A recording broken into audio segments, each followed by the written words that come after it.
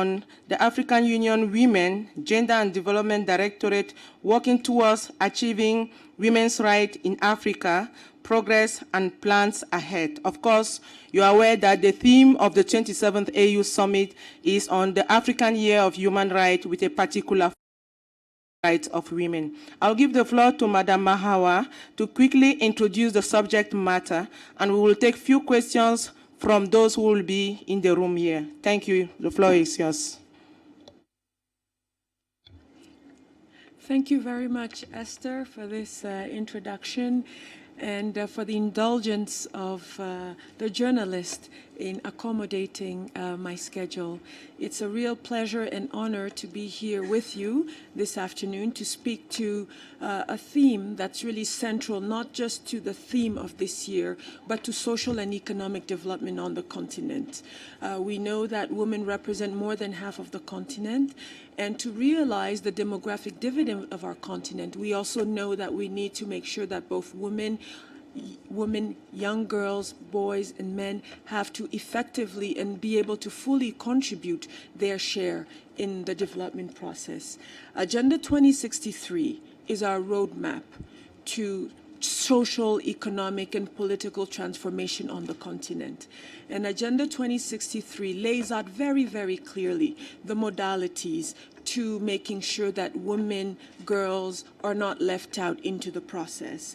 And recognizing their paramount role in achieving development, Agenda 2063 has dedicated Aspiration 6 to women's and youth participation into the process, but also consider critical, and this is in the document itself, amongst its critical success factor, it's the full and effective participation of women and the youth in the realization of Agenda 2063.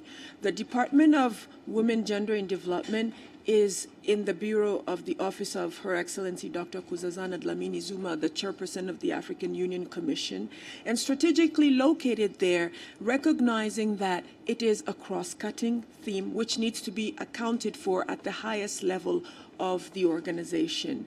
The directorate was very active in working across the aisle with all stakeholders in defining Agenda 2063. And now the next step is implementing the commitments that are so clearly laid out in Agenda 2063. Just to give you an example, in Agenda 2063, we are called upon to make sure that 30% of all nationally generated procurements are awarded to women-owned businesses, that poverty among women is reduced by at least 50%. We also know that there's a clear commitment to ensuring that 25% of all startups are in the favor of women again. But hand in hand with Agenda 2063 is also the protocol to the African Charter on Human and People's Rights on the Rights of Women, which we know as Maputo Protocol. And the theme of this year being human rights with a particular focus on the rights of women, I would like to spend a little bit of time on the Maputo Protocol, which was adopted in July 2003 and really transformed the landscape for women's rights on the continent. It's the most comprehensive legal instrument we have that addresses all rights of women of all walks of life. And to date, we know that 37 member states have ratified the Maputo Protocol. Several member states have making great efforts in domesticating. I will not cite any, but just to give a few examples, we know that in some member states today, there are laws criminalizing domestic violence, female genital mutilation, according the same inheritance rights to women and girls as to men and boys. There are several member states also gradually giving women equal access to land. We also know that the same is true for access to education, and also violence against women being condemned by many countries today. So we are making progress, but we also know that a lot more needs to be done to own the Maputo Protocol in member states, to harmonize it, to integrate it into the national legal systems.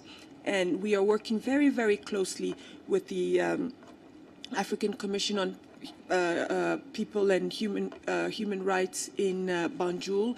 who plays the leadership role in popularizing the Maputo Protocol, but also reporting on the Maputo Protocol and keeping us really accountable for the commitments we've made. So we had the third high-level panel on gender equality and women's empowerment, which took place on the 8th and 9th here in Kigali. And at that event, there were ministers from across the continent, civil society, the diaspora, practitioners, and scholars. And the essence was to take stock of where we are with the Maputo Protocol. How far have we gone? And some key messages emerged. Maputo Protocol is real. It's ours. We need to own it. We need to translate it into our national laws. We understand that investments are required, and there was a call for financing the agenda, financing the implementation of our commitments, practical things like training of relevant stakeholders in implementation of Maputo Protocol, in interpretation of Maputo Protocol, for example. Another key message that came out was ending violence against women. Unfortunately, it's taking increased proportions for reasons that cannot be justified. There was a call to take a zero stance on violence against women and all forms of discrimination against women. The role of the civil society. They've spearheaded so many efforts and initiatives on the continent, giving them the space, constructively engaging them so they can accompany us in this. And also recognizing that our member states are the leaders in making sure that the commitments that are made are implemented, and also ensuring that it's shared with the world, so the world knows that there is a narrative which is different from what we've known, and that member states are working very hard in showing that progress is being made. The issue of peace came up as well. There are lots of women and girls who live in parts of the continent where there is no peace, and they are the first victims of violence, of war. And strengthening the role of women in mediating for peace, in preventing peace, and ensuring that when those negotiations are happening, be it in determining the support that is given to affected populations, or speaking to the issues related to the conflict, that women have a role to play. Another key message was education. We know that we've come very close to closing the gender gap in primary education, but the gap is so wide when it comes to secondary education and tertiary education, science and technology, and vocational training. There was a call to see more girls in fields which have greater remuneration potential as opposed to where we find them now. And so, again, working with our partners and all stakeholders, we want to see that in the next couple of years, more girls have the opportunity to effectively participate in the professional job market. I will leave it here for now, and I'm looking forward to an engagement, taking questions and answering them. Thank you. Thank you very much, Director Mahawa Kaba.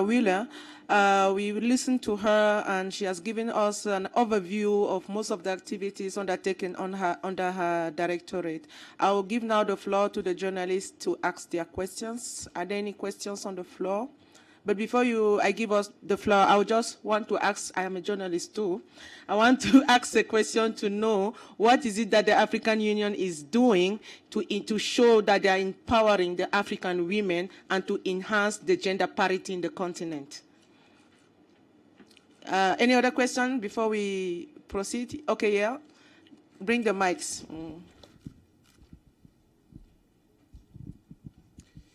I am Olivier Imvansha from Rwanda.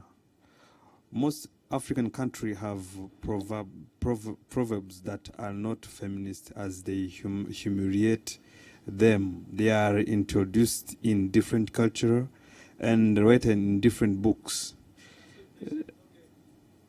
For example, in French, they said, "Où il y a une femme, un feu s'allume."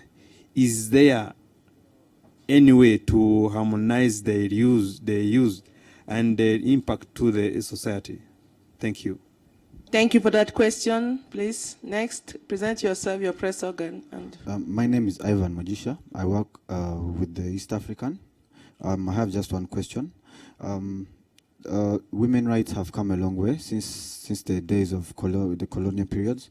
I'd like to know some of the biggest challenges currently, especially challenges that the AU is facing to front women rights in areas where we've heard that women are struggling, especially, for example, in war-torn areas. There's the issue of the Chibok girls, who for very many years, even with all these calls that they should be freed, up to now we hear that they haven't yet been freed. Why is it so hard to have a good example? Like, for example, all the Chibok girls are free, and then everyone can know that the EU has done something to this effect. Why is it so hard to get a very good example of women empowerment in Africa? Thank you. okay, was there okay, yeah, please, the mic on the extreme right side of my hand, left. Hello, my name is Ngagne Diouf, working for African Press Agency based in Dakar, Senegal. My question is, if it's true that women empowerment would pass through promoting girls' education, what is being done to fight women illiteracy? This is women illiteracy. What is being done to fight it? My second question is there some kind of advocacy to encourage, those African states that have not ratified yet the Protocol of Maputo? Thanks. Thank you very much. We need to give the room now for the responses from Director Wheeler. The floor is yours, Director. Thank you once more. And Esther, I'd like to start by thanking you for the question you asked. What is the AU doing? And as you always remind me, we don't do enough to share information on what we are doing. And that's really where the challenge lies, because the AU is one of the most progressive institutions when it comes to gender equality and women's empowerment, as expressed by its own constitutive act, which in Article 4L calls for gender parity at all levels. And as you know, at the commission level, we have a 50-50% representation. At director level, the other day at the third high-level panel, the director of Human Resources and Administration was quoting statistics, how we have come close to closing the gender gap at the level of directors, but recognizing that a lot more needs to be done on other fronts. Today, we can speak about gender equality very comfortably. We are no longer really looking around to say, is this the correct thing to say? And that is because the African Union over the years has been pushing forward the narrative that African women have a critical role to play in changing this continent, in transforming this continent. However, we do need to do a lot more in sharing the successes, in helping change that narrative, and only you journalists can help us with that. We need to make sure our doors are open to you and that you have the information, you have the material you need to help us popularize, to help us share that information, but at the same time, help us shed light on what's not working. We know that we've done a lot, but we also know that a lot more needs to be done if we are to change, really transform the lives of women and girls on the continent. Speaking of the proverbs, that socialization process, really that cultural shift, changing mindsets, it's critical. And journalists have a role to play in the way they write. And as you said, those kinds of quotations and proverbs are what really stick, that create the stigma. But I'd really like to welcome a statement that was made by Her Excellency Dr. Nkosazana Dlamini Zuma on the July 9th when she received with His Excellency Paul Kagame, President Paul Kagame, the African Women's Champions Award. She said, now we are going side by side. Women are no longer behind the saying that behind every strong man there's a strong woman. The saying is side by side with every strong man there's a strong woman. So here is another quotation, a new one, a proverb you can start using. When it comes to issues of peace, the situation of girls in Nigeria. We have an AU Special Envoy for Women, Peace and Security in Her Excellency Madame Binete Diop, who's been working very closely with stakeholders in indeed addressing this issue, and she even attempted to visit in that hotspot in the middle of it. And so working on different fronts with various stakeholders, the African Union has been very active in supporting Nigeria and also really working towards ensuring that those girls, their families, the mothers are receiving the necessary attention. Illiteracy. It's one of the biggest challenges we have to fight, because illiteracy is one of those instruments that's helping further the stigma, as we call it now, harmful cultural traditional practices. And illiteracy, we need to really overcome illiteracy, because every man, every woman and girl has to be able to play their role and meaningfully, has to be able to contribute. And as I said earlier, we've come close to narrowing the gender gap at primary level, but secondary it's there, and we have an older generation who has not had access to education. But using various methodologies, including new technologies, will help us in changing that mindset, in ensuring that more women and men indeed have access to literacy. And finally, in terms of the Maputo Protocol, yes, there's a lot of work that's being done in terms of advocating for more ratification for the countries that are yet to ratify the protocol, but we also want to strengthen advocacy on domesticating for those member states that have ratified. How do they domesticate and implement the Maputo Protocol? And that cannot be done without you. We need the partnership, the collaboration with the media in ensuring that all of these efforts are furthered. Thank you. Oh, thank you very much for answering all those questions. Do we have any follow-up questions for Director Mahawa? Maybe there are things that we didn't touch on and Director might want to also add, but otherwise we have one more question behind. Let's have the question. Thank you. Present yourself and your media. Moussa Boli Cynthia, vous parlez français? Je voulais savoir l'agenda 2063, comment ça se traduit concrètement en termes de genre et développement. Merci. Thank you for that. Let's just ask the director to go ahead and answer that question. There are some journalists who are just coming in now, but they didn't listen to your introduction, but I don't know if they have questions for you. I don't know. Yeah, let's set up. Yes, there is one question here. Yeah. Olivier Ruibi, also Invancia from Rwanda. The African facing the issue of marriage, underage. In the last press conference, they told us that around 34% they were married underage, under 18 years old. How the African Union just handled that issue? Thank you. Thank you. Any other question in the room for the Director of Gender? Okay, let's allow her to answer this question. Maybe you can instigate some more.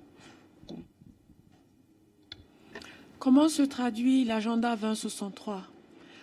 L'agenda 2063 a un plan de mise en œuvre qu'on appelle le premier plan décennal, dans lequel il y a des cibles, il y a des indicateurs. Et ce document, c'est l'effort de toute la Commission, de tous les départements. Et chacun a essayé de mettre en exergue ses priorités pour la mise en œuvre de l'agenda 2063. Et de département en département, vous verrez les priorités qui sont mises en exergue. Par exemple, le département de l'éducation. Il y a la question de l'accès aux filles à l'éducation, mais également à la science et à la technologie et à l'enseignement professionnel. Et il y a des activités très concrètes par rapport à la mise en œuvre de cet engagement. Vous allez également dans le département, par exemple, des affaires économiques. Il y a les questions par rapport à l'autonomisation des femmes, il y a les questions par rapport à la production des données statistiques qui nous permettent de mesurer et de suivre les progrès qui sont réalisés. Vous passez également au département de l'infrastructure. Nous savons que parmi les projets phares de l'agenda 2063, il y a l'infrastructure. Ils ont des propositions, des activités sur comment intégrer les femmes dans la conceptualisation, mais également la mise en œuvre de ces projets. Il en est de même également du département du commerce et de l'industrie, qui a en place, qui également prévoit des activités par rapport effectivement à la participation effective des femmes dans le commerce transfrontalier, le commerce continental. Et donc chaque département a contribué, suivant son mandat, à l'élaboration de ce document et mettra en place les activités. Maintenant, quand il s'agit de notre département, le département Femmes, Genre et Développement, nous les accompagnerons à définir davantage les moyens dont il faut pour les mettre en œuvre, à faire le suivi, évaluation et à faire le compte rendu, afin que vous, tout le monde, puisse savoir en fait ce qui est en train d'être fait et ce qu'il faut être fait également, afin de nous assurer que, arrivé déjà à la fin du premier plan décennal, qu'il y a des résultats concrets et mesurables en ce qui concerne les femmes. Par rapport au mariage précoce des filles, le département des affaires sociales est très impliqué. Depuis plus de 4 ans, il travaille d'arrache-pied à mettre en œuvre une campagne qui a d'ailleurs résonné de partout sur le continent et ailleurs. Aujourd'hui, on parle davantage du mariage précoce grâce à cette initiative. Et il travaille avec une coalition faite d'ONG, de partenaires internationaux et nationaux, afin de mettre fin à cette pratique dont les conséquences sont innombrables, y compris sur la santé, y compris sur le bien-être économique de nos pays. Et donc, nous félicitons vraiment cet engagement du département des affaires sociales.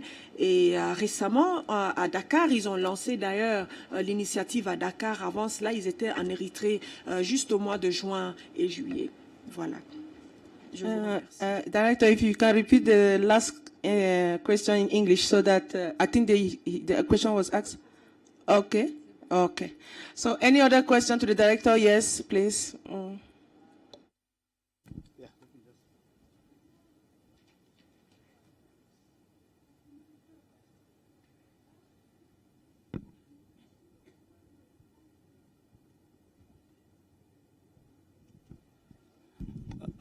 You will present yourself and your press. Okay.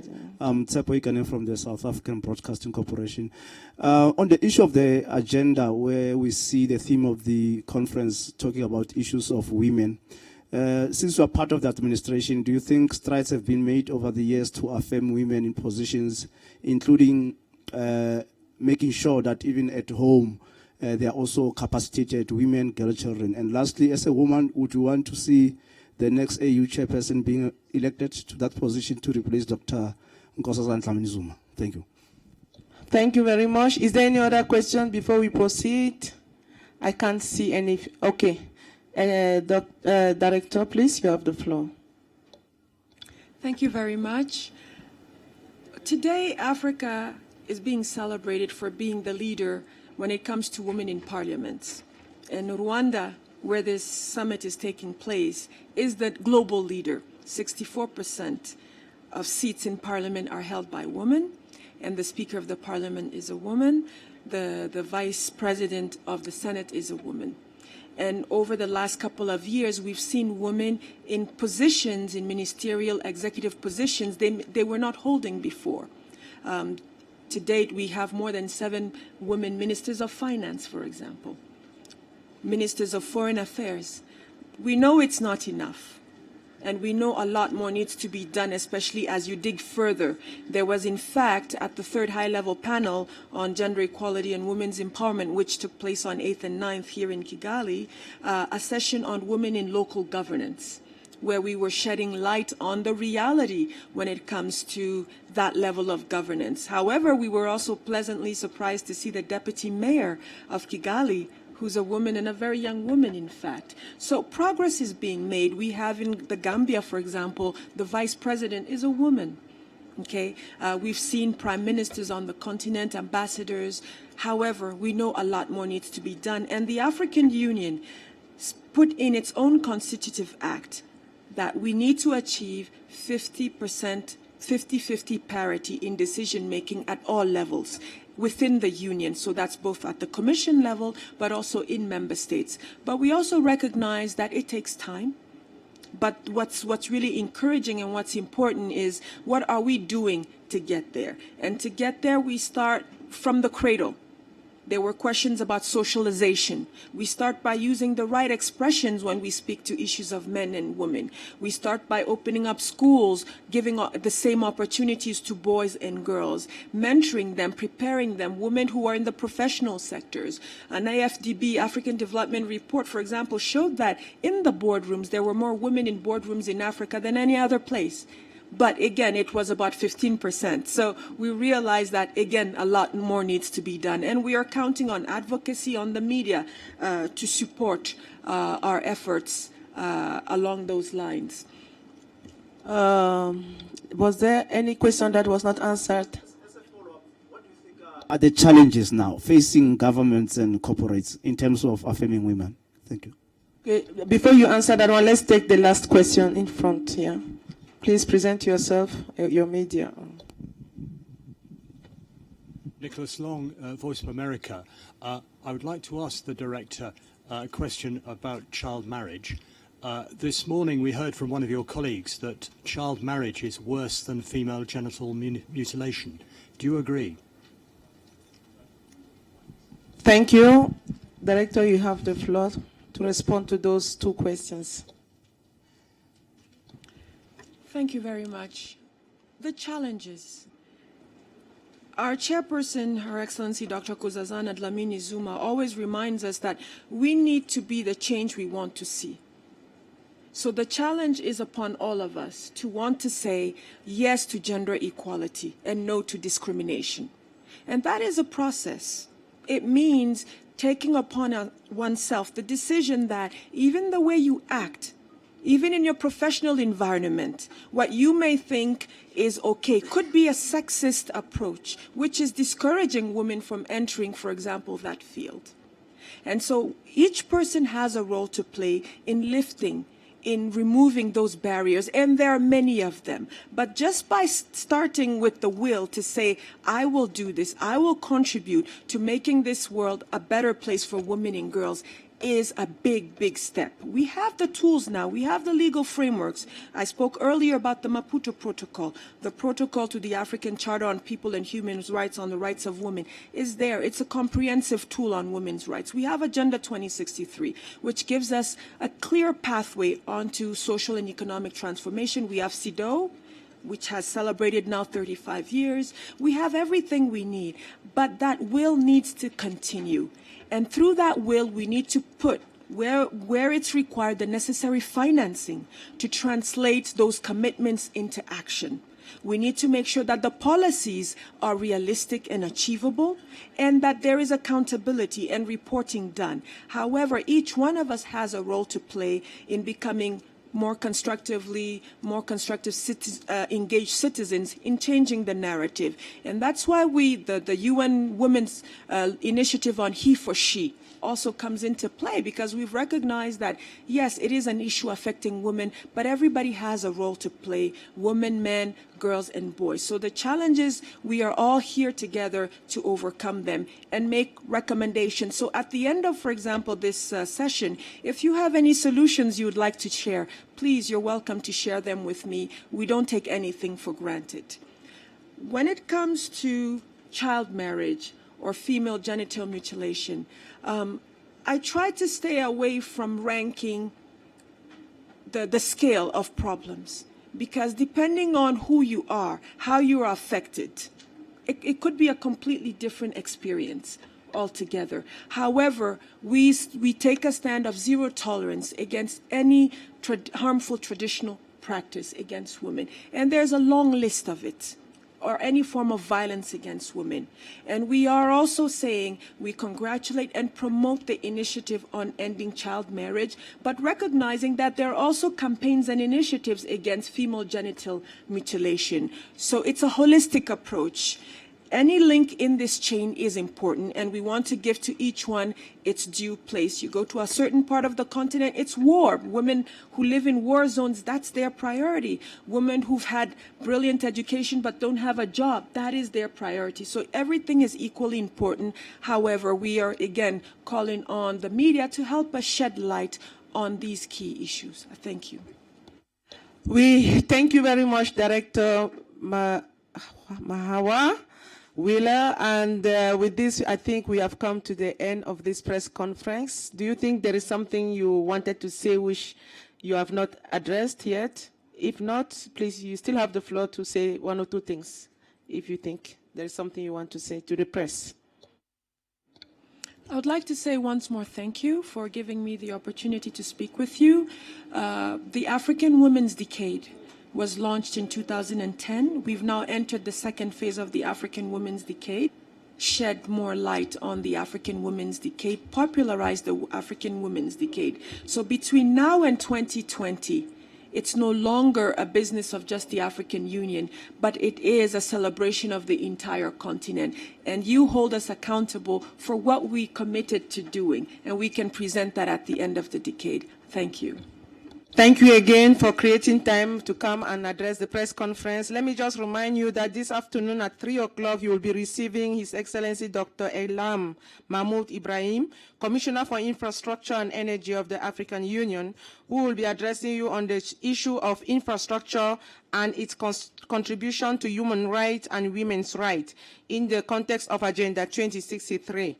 And later on, immediately after her, you will be having His Excellency Dr. Anthony Motai Maroping, Commissioner for Economic Affairs, who will be coming together with his peer from His Excellency Dr. Abdallah Amdok, Deputy Executive Secretary of the United Nations Economic Commission for Africa. They will be addressing you on the illicit financial flow, IFF, out of Africa. Okay, and then the last press conference of the day, of course, will be that of His Excellency Mr. Erastus Mwencha, Deputy Chairperson of the African Union Commission, who will be talking to you about the alternative sources of financing the African Union. I thank you for coming to this press conference, and the Director is very open to interviews on one-on-one, and we can organize that for you, and she's right here. If anybody wants to take her, they are free to just meet her and ask their questions. Thank you for coming, Director Mahawa.